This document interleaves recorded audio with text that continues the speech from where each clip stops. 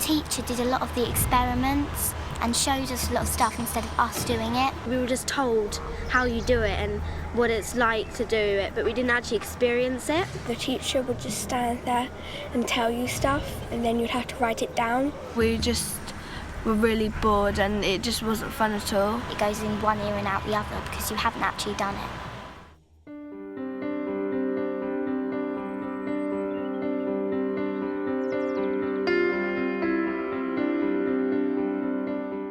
Months ago, Skyswood Primary School in St Albans discovered girls just weren't enjoying science.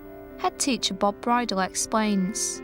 As a school, we always do annual questionnaires, and the pupil questionnaires, it was clear from them that science, unlike any other subject, there was this difference between girls and boys. And nearly 70% of the boys were saying they love science and less than 30% of the girls. So of course that alarmed us. The science coordinator went into classes really to audit practice in science and see what it was that the girls weren't enjoying. And we found out that there wasn't one identified area. There are a number of issues really. We're going to pair you up with the reception children, and we're going to take you out into the environmental garden. And I want you, with your partner, to look at the types of places where you might find mini bees. The audit discovered that, as well as girls finding certain topics boring, there was a culture of aversion towards risk-taking among them, a quality that's essential in science. They wanted things to be right, a correct answer, and of course in investigative science, questioning is important, and I want to develop an ethos here where children feel it's fine to make mistakes, and actually some of the most powerful learning comes through getting something wrong and having another go. And the other area was some of the quieter girls, I think, were finding it difficult to fulfil their potential in group situations. They weren't really contributing as much as we felt they could. To try and turn around the girls' attitude to science, the school introduced a number of concepts, including more visits out and more science-related visitors in. One innovative idea was class pairing in core subjects. Taking the idea from buddy reading, the school decided to pair up older and younger classes in science, a concept that not only ensures older pupils really understand the subject in order to model to their young peers, but particularly appeals to girls, and it's working really well. Okay then, so what sort of beasts do you think you're going to find in this place? Because this is what sorts of beasts would live here? Don't remember. Maybe some ants, because they like the soil habitat.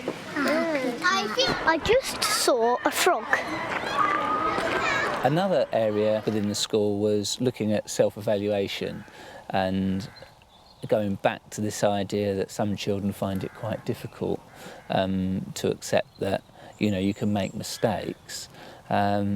Throughout the school we've looked at self-evaluation and tried to develop strategies where we encourage children to have a go, and that if they make a mistake, that's no big deal. There's quite a few with blue heads. Marika, what do you think lives in the water? Look, Frog, baby. yeah, frogs could live in there. Wow. Because frogs like water, don't they? They like swimming. Yeah, frogs like swimming. Yeah, it's lovely, isn't it? Do you like swimming? Should we get back to Alex now? I found another slug. Look, Oliver. And I found a little bug, and I found another lizard.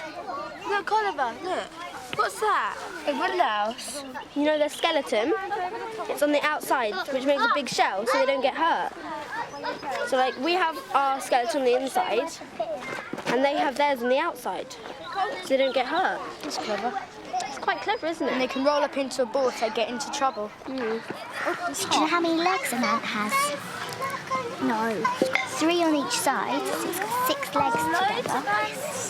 I think pairing up with other classes does help, because especially for the younger children, because they're learning from us instead of learning from a teacher, which sometimes can be a bit intimidating, whilst it also helps because you're teaching someone else and you've got to really understand what you're saying and not saying something that's not true.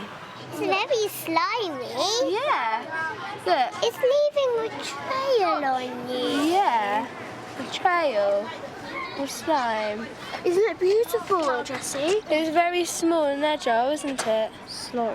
Today, the children have actually seen newts and frogs, which we haven't seen in the past. The descriptive language that's coming out from the children, not just the Year 6s that are modelling the language to the reception children, but they're actually taking on board the language as well. It's been fantastic. I found 2 frogs and another frog. To truly enable the practical science that the girls wanted to take place, the school also developed an environmental area from an unused patch of land. When I first came here as a head 3 years ago, it was very overgrown, and some parents were really keen to do something with this area. We found that BBC Breathing Places Award, we could actually put in an application. The school council worked really hard on that. And the children were wonderfully proud when they won £10,000, and that was really a starting point for us. It's cute, isn't he? It's a new one. I put him back in his hole now, Kieran. He's had a very busy day. That's his hole, that's a new hole. Oh, there he is. Like the birds might eat some seeds, and then when they go to the toilet, they will drop. They might drop into like the soil in here, and then they could, like, when they're in there, they germinate, which is another word for grow, into bigger seeds. Some could be bad, like they could be weeds or something. Look, a part of an egg. Yeah. Or there could be some sort of plants. We'll see the half of the egg. There. I think that's just a stone. It looks like an egg. I see. The girls' attitudes have certainly changed, and we've bridged that gap between boys and girls. We've now got 80% of children saying they think science is fantastic. Interestingly, boys are still slightly more positive than the girls, but it's less than 5%. So we've really narrowed that gap. My favourite thing in science is light. Mine's probably the healthy eating. I would say doing experiments. Doing the experiments on dissolving. Probably like plants and life, because it's really interesting how things can like reproduce and like live. This afternoon, Year 6 are doing an experiment that relies on them recalling their learning from the last few months. It's hands-on, involves group work, and ticks all the boxes that the school identified as appealing to girls. I can see you've all been having a sneaky look in your jars on your table. It's going to be your job this afternoon to try and separate them. Now, here's the scenario. That you've been approached by the manager of a sweet factory, and he has a problem that he thinks that you'll be able to solve. The floor of the factory gets coated every day with a layer of sweet crumbs, iron filings from all the machines, sawdust and sand. Now, all the sweepings at the moment just get thrown into the rubbish bin. Is there any way that the sweet crumbs can be saved? Well, we'll need the magnet to get out the iron filings. Should we do that first to get the smallest things? Yeah. Why don't we then use a sieve to get the sand?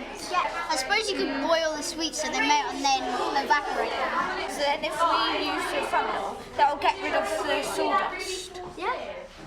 Try it. Is it enough? Try it. Yeah. We need something for One of the interesting things that came out from addressing the issue with girls' attitude towards science is that the steps taken actually apply for both boys and girls rather than stereotyping it. And I think the issues involved making science that little bit more exciting in certain areas, making sure that all children had a role in group work. So I think every school is different and they need to look at their own context. But for our school, in raising attainment for girls, I think it addressed the issues of keeping that balance. The girls have closed the gap, but the boys are still loving science even more than they did 2 years ago.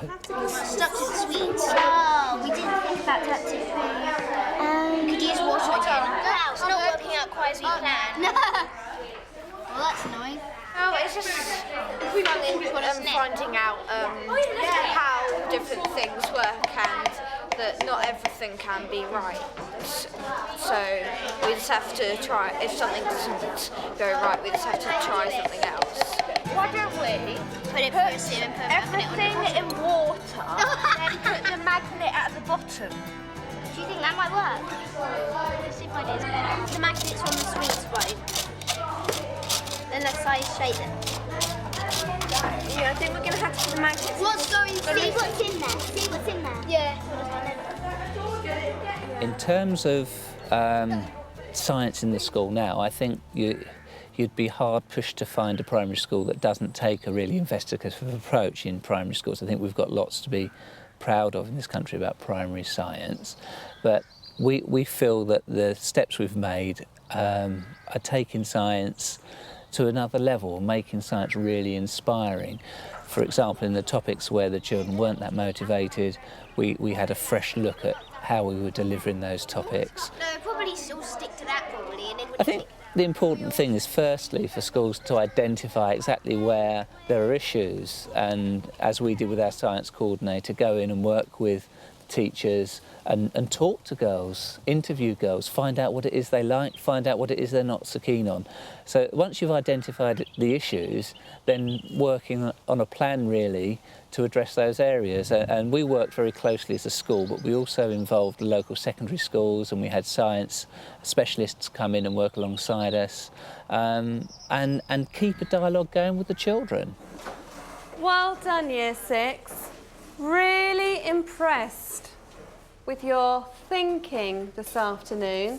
Can you explain how it's worked over here? You have managed to separate out every single item. So, number 1, what did you do first? sieved out the sand and the iron fillings, and then we used the magnet to get out all the iron, sawdust and the boiled sweets into warm water. With a spoon we got all the sawdust out, and then we made the sweets so they dissolve and stirred them round, and then going to evaporate off the water, so we're just left with the sweets.